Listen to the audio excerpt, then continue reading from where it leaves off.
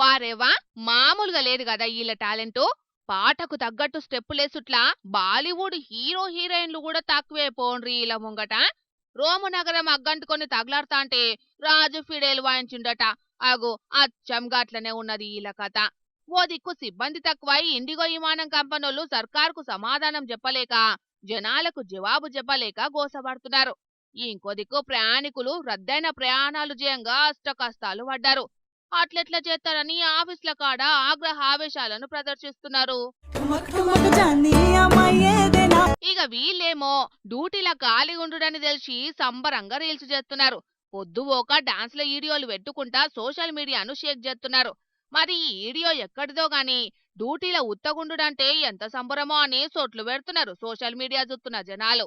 Central సర్కారు డీజీసీఏఓళ్ళు రంగంలోకి దిగి పరిస్థితి చక్కబెడదామని చూస్తున్నారు.